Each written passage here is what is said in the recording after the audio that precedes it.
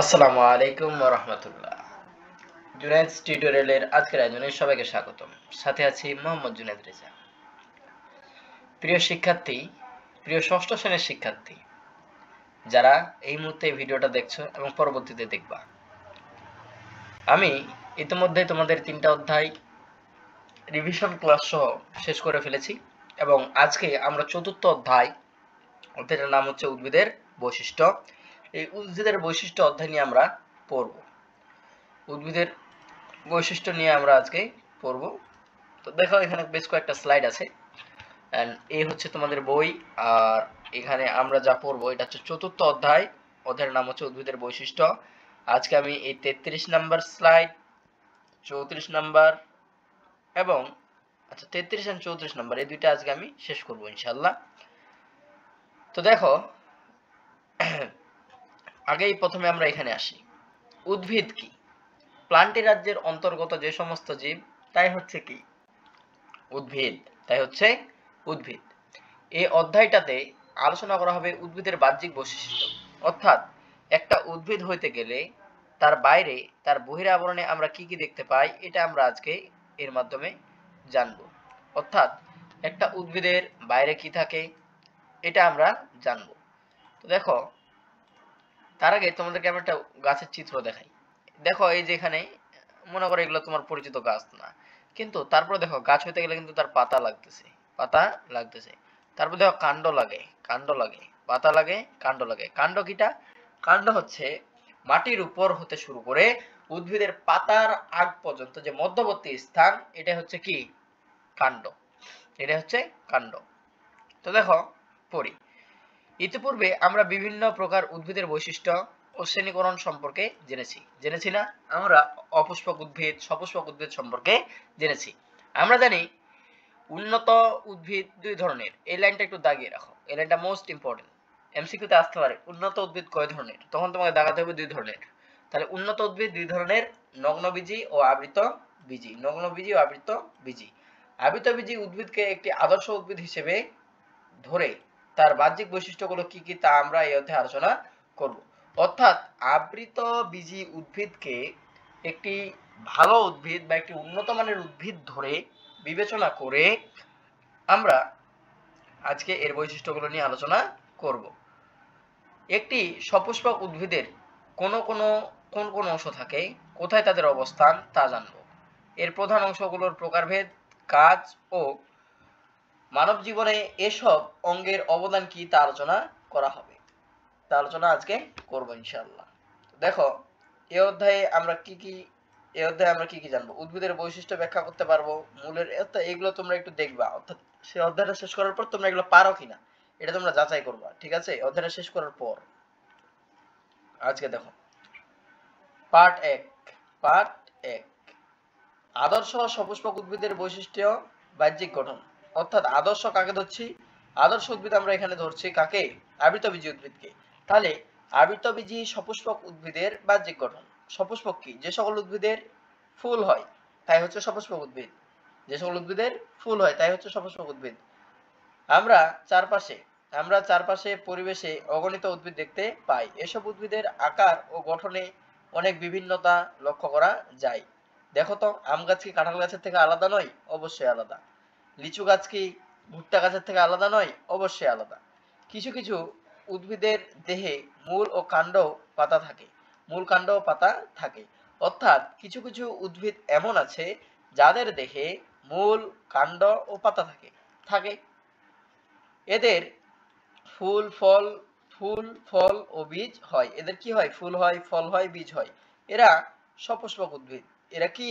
সপুষ্পক উদ্ভিদ। তাহলে যে সকল উদ্ভিদের ফুল হয়, ফল হয় ও বীজ হয়, তাহলে যে সকল উদ্ভিদের ফুল, ফল ও বীজ হয়, যে সকল উদ্ভিদের ফুল, ফল ও ফল থেকে বীজের সৃষ্টি হয় তাকে কি বলে? সপুষ্পক উদ্ভিদ বলে। যেমন আম, জাম, ছোলা, লাউ, ধান, গম ইত্যাদি, তাই না? এগুলোর মধ্যে কি কি আছে? আম আছে, তারপর কি আছে? জাম আছে, ছোলা, লাউ, ধান, গম, এগুলো নিয়ে একটু গবেষণা করবা। ধান, গম, ঘাস, অর্থাৎ যে সকল উদ্ভিদের বীজপত্র বা পত্রফলক একটি তাই হচ্ছে কি? একবীজপত্রী উদ্ভিদ। ধান, গম, ঘাস এগুলো একবীজপত্রী উদ্ভিদ। আম, কাঁঠাল, সরিষা, আম, কাঁঠাল, সরিষা। তোমরা একটা বীজকে খুলবা, খুলে দেখবা, সেটাকে যদি দুই ভাগে ভাগ করতে পারো তাহলে সেটা দ্বিবীজপত্রী উদ্ভিদ, আর যদি না পারো সেটা একবীজপত্রী উদ্ভিদ। ঠিক আছে? বলছে দ্বিবীজ। এখন তোমার মনে প্রশ্ন আসতে পারে, ধানের তো খোসা আছে, ধানটাকে ছাড়াই তো আমি দুই ভাগ করতে পারি না, ধানের সম্পূর্ণ একটা দানা আছে, এই জন্য এটা একবীজপত্রী উদ্ভিদ। এবার বলছে দ্বিবীজপত্রী সপুষ্পক উদ্ভিদ। আবৃত সপুষ্পক উদ্ভিদকে আদর্শ উদ্ভিদ বলা হয় কারণ এরা সর্বোন্নত উদ্ভিদ। তাহলে আবৃত সপুষ্পক উদ্ভিদকে আদর্শ উদ্ভিদ বলা হয়। আদর্শ উদ্ভিদ কি? যে উদ্ভিদের মূল কাণ্ড পাতা, মূল কাণ্ড পাতা থাকে তাই হচ্ছে আদর্শ উদ্ভিদ। এবার জানবো একটি আদর্শ উদ্ভিদের কিছু বৈশিষ্ট্য। একটি আদর্শ সপুষ্পক উদ্ভিদকে মূল, কাণ্ড, পাতা, ফুল, ফল ইত্যাদি প্রভৃতি অংশে বিভক্ত করা যায়। তাহলে একটি আদর্শ সপুষ্পক উদ্ভিদকে কয়টা ভাগে বিভক্ত করা যায়? মূল, কাণ্ড, পাতা, ফুল, ফল প্রভৃতি অংশে বিভক্ত করা যায়, তাই না? এবার দেখো বিটপ। সবার আগে জানবো আমরা বিটপ কি। উদ্ভিদের যে অংশগুলো মাটির উপরে থাকে তাদের একত্রে বিটপ বলে। অর্থাৎ এই যে এখানে দেখো মাটি, মনে করো এটা মাটি, এই মাটি থেকে উপরে, এই উপরে যেই সকল অঙ্গগুলো আছে, যেই সকল অঙ্গগুলো আছে এগুলোকে একত্রে বলা হয় বিটপ। কি বলা হয়? এগুলোকে একত্রে বলা হয় বিটপ। বিটপ, একত্রে বলা হয় বিটপ। এগুলোকে একত্রে বলা হয় বিটপ, তাই না? তাহলে এগুলোকে একত্রে বলা হয় কি? বিটপ। তাহলে বিটপ বলা হয় কোন অংশগুলোকে? উদ্ভিদের মাটির উপরে যে সকল অংশগুলো থাকে, যে সকল অঙ্গগুলো থাকে এগুলো হচ্ছে কি? বিটপ, তাই না? আচ্ছা, এবার দেখি বিটপে কাণ্ড, পাতা, ফুল ও ফল থাকে। বিটপে বিটপে কি থাকে? কাণ্ড থাকে, পাতা থাকে, ফুল থাকে, ফল থাকে। কাণ্ডে পর্ব, পর্বমধ্য ও শীর্ষ মুকুল থাকে। পর্ব থাকে। কাণ্ডে আবার কয়টা জিনিস থাকে? কাণ্ডে আবার তিনটা জিনিস থাকে। কাণ্ডে পর্ব থাকে, কাণ্ডে পর্বমধ্য থাকে, শীর্ষ মুকুল থাকে বা শিরোমুকুল থাকে। এবার হচ্ছে ফুলগুলো পাতার কক্ষে উৎপন্ন হয়। ফুলগুলো পাতার যে মধ্যের অংশ এখান থেকে উৎপন্ন হয়। ফুলে, ফুলে কি থাকে? বৃতি, দল, পুংকেশ, গর্ভাশয় থাকে। তাহলে ফুলের বৈশিষ্ট্য কি? ফুলে বৃতি থাকতে হবে, ফুলে দল থাকতে হবে, ফুলে পুংকেশর থাকতে হবে, ফুলে গর্ভাশয় থাকতে হবে। এগুলো যদি থাকে তাহলে সেটা হবে ফুল। এই কথাগুলোর সাথে পাশের পরিচিত মরিচ গাছের চিত্র মিলিয়ে দেখো। এই যে এখানে ফুলের চিত্র, একটু দাঁড়াও, এখানে শুধু এখানে দেখো ফুলের চিত্র এক্সপ্লেন করা হয়েছে। তারপর দেখো এখানে আছে পাতা, এখানে আছে কাণ্ড, এই যে এটা কাণ্ড, এই যে এই অংশটা হচ্ছে কাণ্ড। এবার দেখো এখানে আছে প্রধান মূল, প্রধান মূল, এই যে প্রধান মূল, কাণ্ড, পাতা, এই অংশগুলো আছে। এবার দেখো কাণ্ড কি? এটা কাণ্ড। প্রধান মূলের সাথে লাগানো, প্রধান মূল হচ্ছে এদের মূল, মূলের সাথে লাগানো, প্রধান মূলের সাথে লাগানো, প্রধান মূলের সাথে লাগানো, প্রধান মূলের সাথে লাগানো মাটির উপরে উদ্ভিদের অংশটি কাণ্ড, তাই না? তোমাকে বললাম এই যে অংশটা এটা হচ্ছে কাণ্ড, এই যে অংশটা এটা হচ্ছে কাণ্ড। এটা রংটা আমি একটু আলাদা করি, ড্রয়িং যেহেতু করতে হবে। এই দেখো এইটা হচ্ছে কাণ্ড, এটা হচ্ছে কাণ্ড। কাণ্ডের গায়ে পর্ব ও পর্বমধ্য থাকে। অর্থাৎ এখানে আবার পর্ব ও পর্বমধ্য নামে দুইটা অংশ আছে। পর্ব থেকে পাতা উৎপন্ন হয়, পর্ব থেকে পাতা উৎপন্ন হয়। অর্থাৎ যে সকল কাণ্ড থেকে পাতা উৎপন্ন হয় তাই হচ্ছে পর্ব, এগুলো হচ্ছে পর্ব। আর কাণ্ড, পাতা, শাখা প্রশাখার ভার বহন করে। কাণ্ড কি করে? পাতা এবং শাখা প্রশাখার ভার বহন করে। এই সম্পূর্ণ অংশটা যেহেতু কাণ্ড তাই এটা কি করে? পুরোটার ভার বহন করে,